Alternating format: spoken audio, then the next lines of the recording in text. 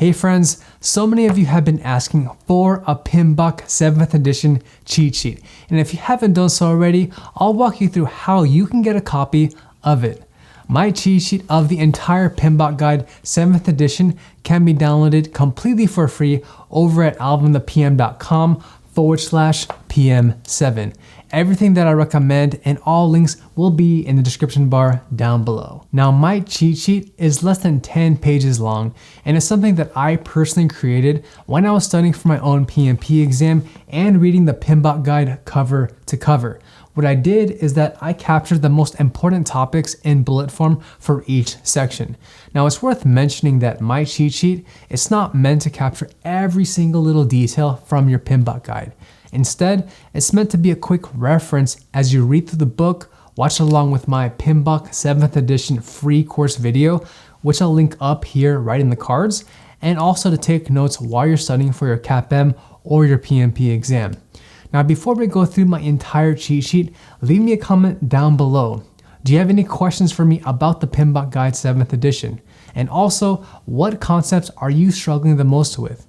Share with me your thoughts by leaving a comment down below. All right, so my PMBOK 7th edition cheat sheet is divided into two parts. First, I cover the standard for project management, and then I go into the guide itself, covering each of the different performance domains.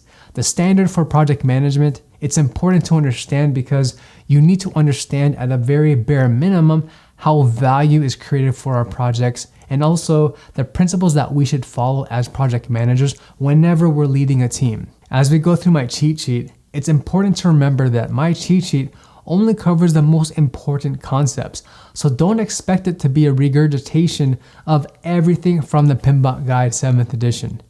First, I walk you through the system for delivering value, and the biggest takeaway here is understanding how value is created and the factors that influence the likelihood of a project being successful.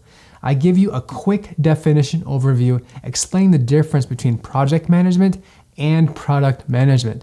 I highly recommend that you understand the difference between these two terms because you don't want to be confused when you see project lifecycle versus product lifecycle. Next, I walk you through the 12 different principles of project management. I've summarized each principle in 1 to 3 bullet points so you can quickly skim through this and understand the overarching concept between each one. It's not meant to be rocket science, but it's something that you definitely should understand because these principles influence how each performance domain is followed. I personally wish I had this cheat sheet when I was starting out because it's such a quick guide to see what's important and what's not important with each principle. Afterwards, this is where we start diving into the meat and potatoes of the PMBOK guide. I go through each performance domain and I did my best to summarize or include the biggest takeaways and the most important vocabulary terms from each section. When I was personally reading the PMBOK guide itself, I just wanted to focus on the topics that would be either on my CAPM or my PMP exam, and that's what I hope to do in this cheat sheet. So if you're days away from your exam, I recommend just skimming through my cheat sheet, starting from page 1 and making sure that you understand all the concepts that are covered inside. If there's anything that you're not familiar with, then you'll need to go back to your PMBOK guide and study that material in much more detail. To get a head start, I encourage you to watch this video next to study the entire PMBOK Guide 7th edition because it's my complete free course that goes over everything that you need to know, and I'll see you guys in the next video.